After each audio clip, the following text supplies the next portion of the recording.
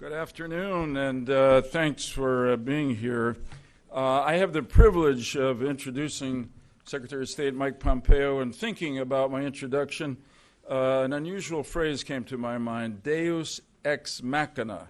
I don't know if any of you remember that from your classes in Greek tragedy, but a deus ex machina is the sudden surprise appearance in a drama of a new force, a person or a thing who solves the problem at hand and avoids the tragedy that seems to be unavoidable. And to put it more to the point of today, for us in United Against Nuclear Iran, when it comes to America's Iran policy, the sudden surprise appearance of the Trump administration and the coming to the State Department of Mike Pompeo is definitely a deus ex machina.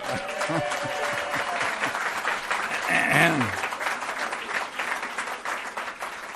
that's probably the first time in millennia that the term deus ex machina has gotten a round of applause, although I suspect it was for the Secretary. For years, Ioannis supported the imposition and enforcement of economic sanctions against Iran to convince the extremist, terrorist, expansionist regime in Tehran to stop building nuclear weapons. Those sanctions were sponsored and enacted by broad bipartisan majorities in Congress that incidentally included then Congressman Mike Pompeo. Just when the sanctions began to hurt the Iranian regime in 2015, the P5+1, including the United States, gave the force of those sanctions away in return for very little from Iran. Ioannis, which had lobbied Congress not to adopt the JCPOA, the Iran nuclear agreement, was disheartened by its adoption and implementation. But we were not deterred. We continued to argue to hundreds of businesses around the world that Iran remained a high-risk place to do business. In September 2016, still Congressman Mike Pompeo strengthened our case with a compelling article in Foreign Policy magazine called "Friends Don't Let Friends Do Business with Iran." Great title.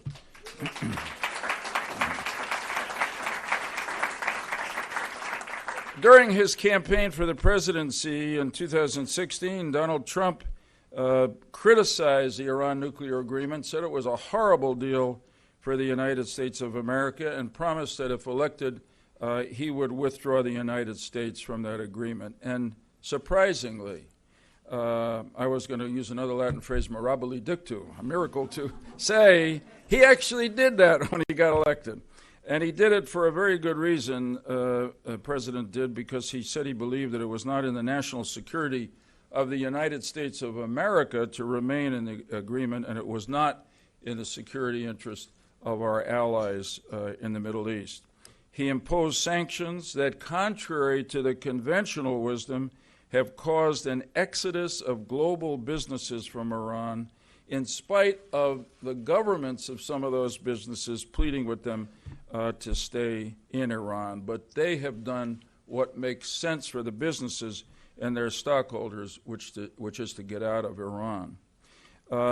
President Trump now has at his side, as Secretary of State, a man who has long seen the Iranian threat very clearly and consistently, persistently acted to end it. So there is much more hope, even confidence in the air at this third annual Ioannis-Iran summit than there was at the first two, and in no small measure, that is due to our next speaker, a patriot, a public servant, a man of faith, who has put strength and idealism back into American foreign policy. Ladies and gentlemen, please join me in welcoming America's 70th Secretary of State, the Honorable Mike Pompeo. Easy to do it. I happen to believe everything I said. Thank you. Thank you all. Thank you. Thanks. So it's going to take me just a minute to recover. I was desperately afraid Senator Lieberman was going to ask me to translate some Latin. And my school teachers were going to realize how little I had worked. It's great to be with you all here. Thanks for that kind welcome. It's the first time my son's ever given me a standing ovation. That was good, too. It's great to see so many friends as well. It's great to see my friend Yossi, Director Mossad. Good afternoon.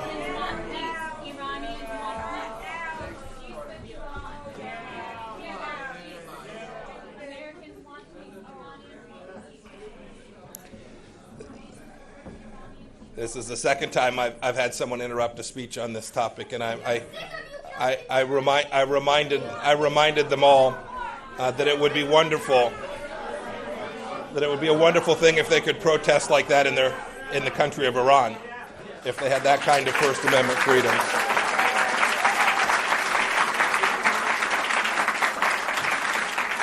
You know, it was also very nice. It was very nice of you all to plan 7 hours ahead to get here on time, given the traffic this week.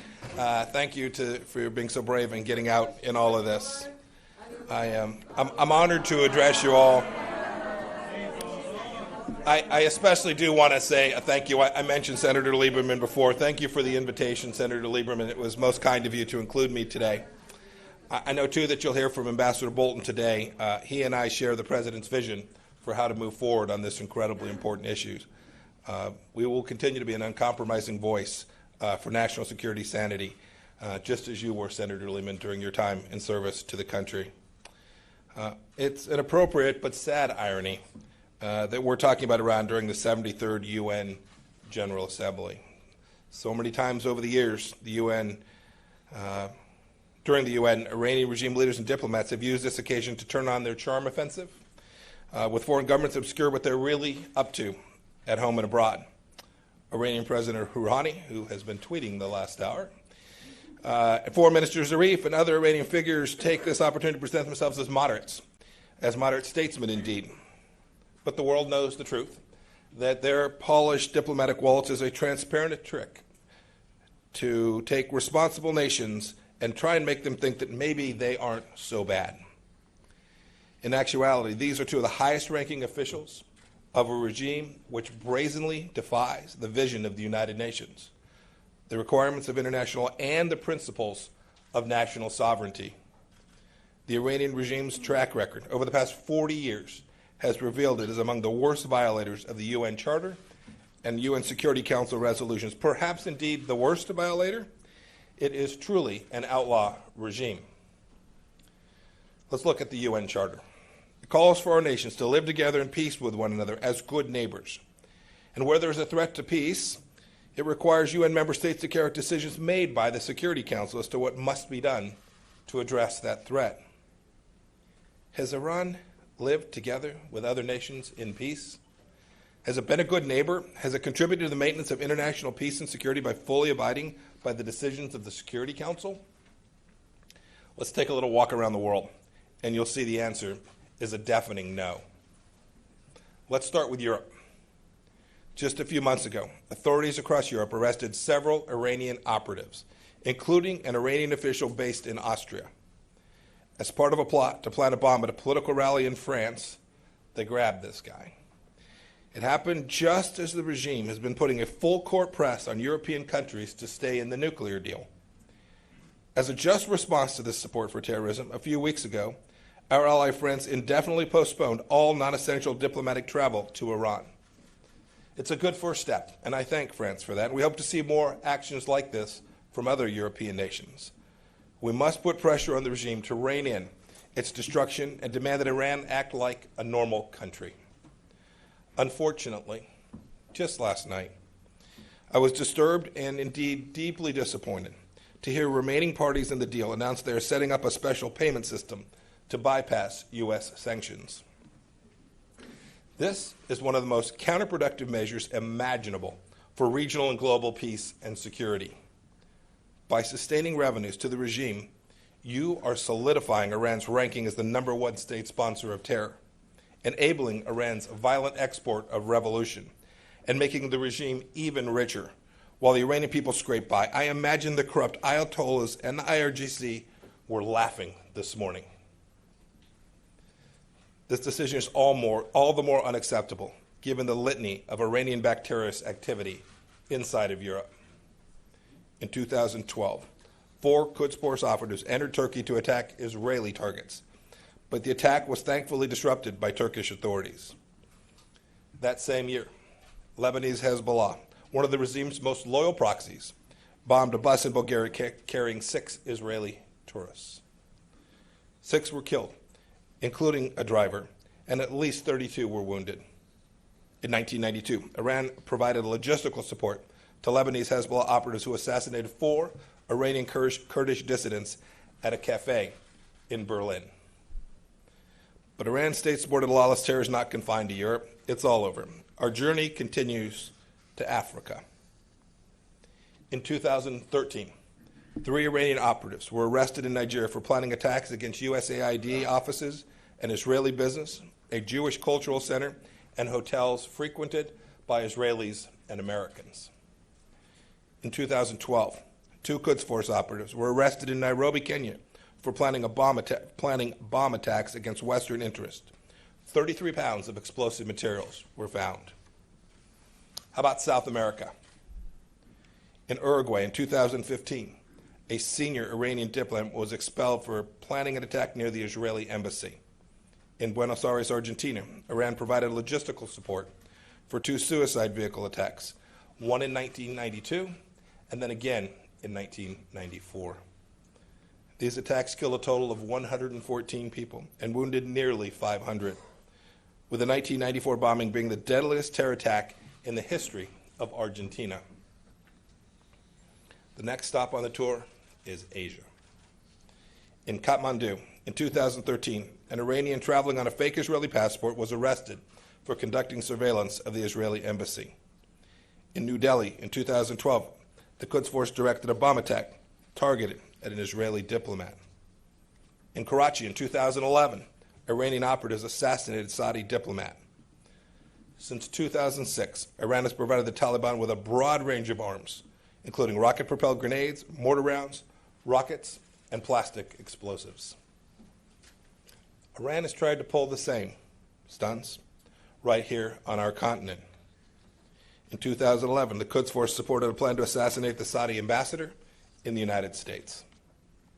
This past August, the United States arrested 2 alleged agents of Iran for conducting covert surveillance and intelligence collection activities against Israeli and American targets here in the United States. In cyberspace, Iran has exploited the internet to inflame the fault lines of public opinion and to turn Americans against one another. Last month, Facebook, Twitter, Instagram, and YouTube collectively removed thousands of accounts originating from Iran for coordinating disinformation. In Australia, hackers linked to the IRGC have tried to steal sensitive research from universities.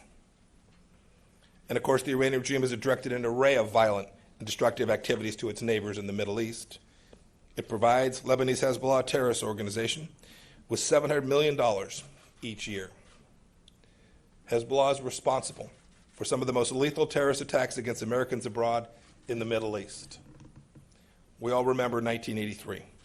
With the approval and financing of the Iranian regime, Lebanese Hezbollah bombed the U.S. Embassy in Beirut, killing 63, including 17 Americans.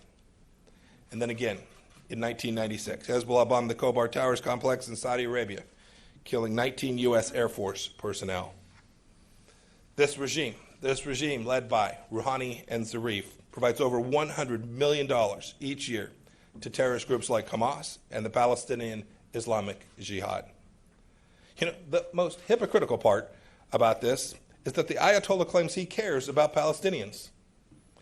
But from 2008 to 2017, Iran gave a total of $20,000 to the UN's relief agency for Palestinian refugees.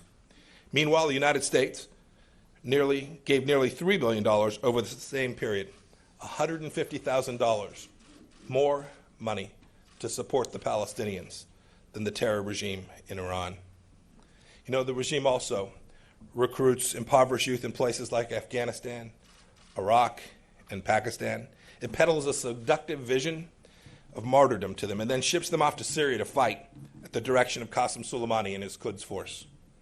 The regime has enticed Afghan children as young as 14 to take on the fight in Syria. Today, Iranian vessels harass ships in international waterways based on maritime claims made in defiance of international law. A note, if the Iranian regime thinks the Strait of Hormuz belongs solely to them, you can bet your last rial that the United States will never stand for that. And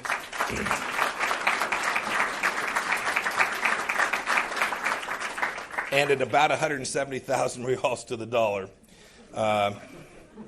you can be sure we are focused on making sure that international waterways continue to remain open for trade.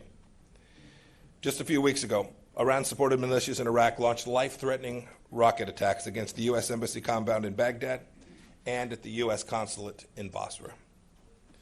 Iran did not stop these attacks, which were carried out by proxies it has supported and funded and trained, and militias with which it has provided weapons. The United States will hold the regime in Tehran accountable for any attack that results in injury to our personnel or damage to our facilities. America will respond swiftly and decisively in American lives, and we will respond against the source of the attack on American interests.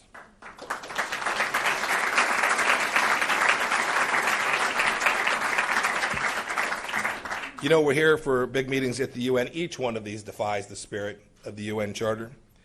But what about the letter of the UN Security Council resolutions? A tally confirms that Iran is truly an outlaw regime. The list is long. Resolution 1373 requires all member states to refrain from providing any form of support to entities involved in terrorist acts. Resolution 1701 requires all UN member states to prevent the direct or indirect supply by its nationals from its territory of weapons to Lebanon, with just a handful of exceptions. But neither of these exceptions has stopped Iran from arming Lebanese Hezbollah. Exports of arms from Iran are prohibited by UN Security Council Resolution 2231. And yet, arms for the Houthis move in violation of that command from the United Nations.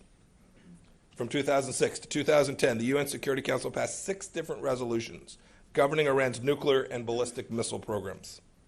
But from 2017 to 2015, the IAEA Board of Governors issued no less than 33 reports outlining Iran's non-compliance with each of those resolutions. UN Security Council Resolution 1929 stated that, quote, Iran shall not undertake any activity related to ballistic missiles capable of delivering nuclear weapons. But Iran continued multiple ballistic missile launches between 2010 and 2015, every one of them in flagrant violation of UN Security Council resolutions.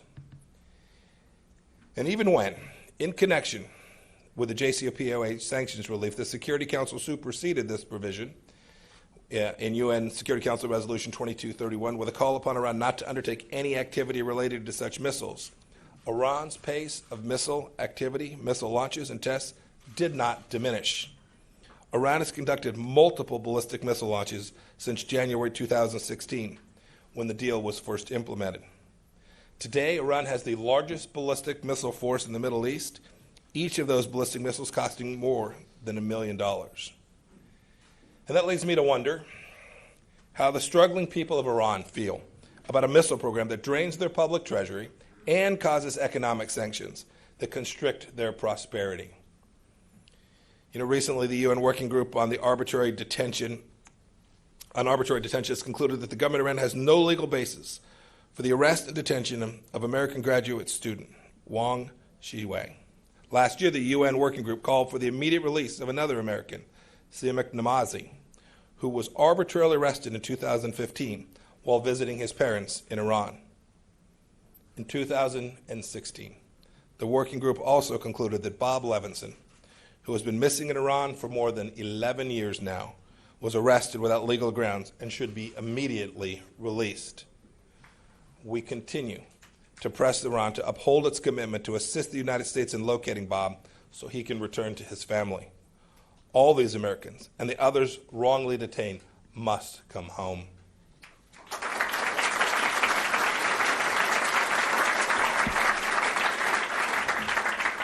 I talked about Mr. Rouhani's tweets. They're wasting a lot of time these days trying to discredit the United States over our lawful and justified decision to leave the JCPOA. But Iran's own track record of violating international law is among the worst in the world. It has no regard for international law, borders, or lives. I don't think I need to offer much more evidence than I have laid out here today. These are destructive activities undertaken by Iran at a global scope. It is therefore incumbent on every country to join our efforts to change the regime's lawless behavior. The ongoing, multinational, multi-continental nature of Iranian malign activity leaves no room for indecision. The United States will continue to coalesce international efforts to change Iranian behavior through pressure, deterrence, and support for the Iranian people. We want every single country on board. This is among the President's top diplomatic priorities. The consensus that already exists on Iran non-nuclear activities is reflected in Security Council resolutions, the ones I just mentioned. But enforcement of those resolutions should be the bare minimum we ask of every nation. In the wake of President Trump's decision to pull the United States out of the nuclear deal, countries are now facing a choice of whether to keep doing business in Iran.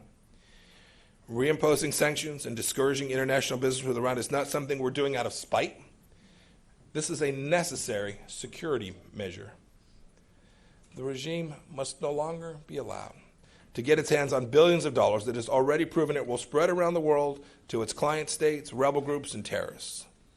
Doing business in Iran only pours money into a regime that hoards it for itself and misuses it for violent ends. This all happened, of course, during the JCPOA. For decades, the world has sought to achieve the elusive goal of a stable Middle East. What better way to proceed toward it than denying the resources toward the regime most responsible for instability in the region? We must do whatever we can to stop the funding of the IRGC and the Ministry of Intelligence so that their agents cannot sustain terrorism and subversion on every continent. Make no mistake, these sanctions and our economic pressure are directed at the regime and its malign proxies, not at the Iranian people. That is why we have humanitarian exemptions to all of our statutory sanctions that are being reimposed and have a range of authorizations in place to allow for certain activities that actually benefit the Iranian people. If the world wants to see for itself the full extent of the Iranian regime's malign activity, the United States has just released a booklet chronicling the destructive activities that the outlaw regime has perpetrated over the years. Please go online, take a look. It has a great and detailed list. It is a great resource, too, for anyone who wants to see what revolutionary priorities are like, what the regime really is all about. Indeed, I've talked a lot today. I've talked a lot today about the regime's broken promises to UN member states. It's important as we meet here to talk about the relationship between Iran and its commitments to the United Nations. But the other constituency that can put no faith in the words of Iran's leader are, of course, the Iranian people themselves. In 1978, before he returned from exile, the Ayatollah Khomeini gave an interview touting the glorious things to come for the Iranian people under the tenets of the Islamic Republic. Among other things, he promised the eradication of poverty, the improvement of condition of the life of the majority of the people who had been oppressed in various manners, and all kinds of other good things that would come to the country. How's that working out? There are psychic hotlines with more accurate predictions. The president of Iran, Hassan Rouhani, himself has said many people have lost their faith in the future of the Islamic Republic and are in doubt about its power. This attitude, of course, is understandable, with 1/3 of Iranian youth unemployed, while government parking garages are filled with Range Rovers and BMWs. Thanks to the regime's failed policies, the Iranian people are battling drastic water shortages and environmental crises throughout their nation. Last year, Iran's own energy minister said that 295 cities are facing droughts and water shortages. Meanwhile, the regime has spent untold billions of dollars on a nuclear program that has extended now over years. The Iranian regime is more concerned with heavy water than drinking water. In terms of improving the condition of those who have been oppressed, Iran still throws its citizens in prison. They bring up charges like anti-revolutionary behavior, corruption on earth, siding with global arrogance, and crimes against Islam. Regime vans cruise around the streets of major cities to round up women not obeying the restrictive hijab laws. As part of a larger persecution of the Sunni minority last year, one court sentenced 4 Sunnis to 5 years of imprisonment for the crime of jogging. The law prohibits Muslim citizens from changing or renouncing their religious beliefs. Even the teaching of music is discouraged in the schools. You know, if nations are not moved by this evidence to change their policies towards Iran, that's their choice. That is their prerogative. But how can any nation that claims to sympathize with the people of Iran keep sustaining trade relationships with lawless and oppressive ayatollahs? The United States says this to the people of Iran: our pledges of support do not end with our words. The United States hears you. The United States supports you. The United States is with you.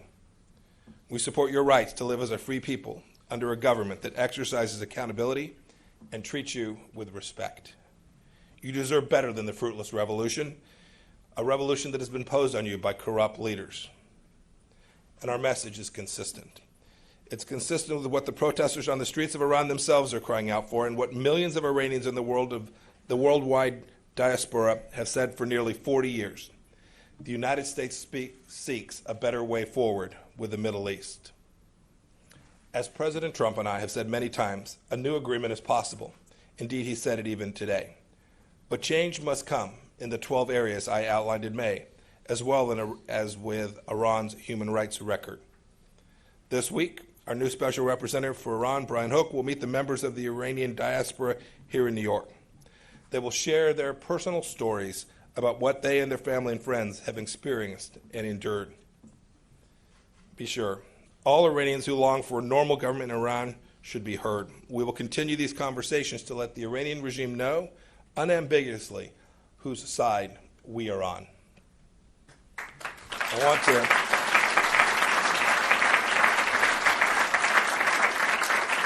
I want to close with a quote from a great American who often crossed party lines to stand up for the truth, much like our good friend Senator Lehman did. His name is Daniel Patrick Moynihan, also from this great state. Served 24 years as a senator from New York. He was also the United States ambassador to the United Nations under President Ford. He once said that the United Nations Charter imposes 2 obligations on members. The first, which is well known, is to be law-abiding in their relations with other nations, not to attack them, not to subvert them, and so on. But there's a second obligation, which is very simply is to be law-abiding in the treatment of one's own citizens as well. Iran has failed on both obligations. Ambassador Moynihan also once said, everyone is entitled to his own opinions, but not to his own facts. The fact is that Iran's charm offensive behind closed doors cannot cover up its string of broken promises in the Security Council chamber. The fact is that the Iranian regime robs its own people to pay for death and destruction abroad. The fact is that the outlaw Iranian regime has sabotaged the ability of the people on every continent to live in peace and dignity, including its own country. The United States asks every nation to come to terms with these facts and hold Iran accountable in ways that it has not been held accountable to date. Only then can we take new and true steps towards greater security for our own peace-loving people and greater liberty for those inside of Iran. Thank you. God bless you all.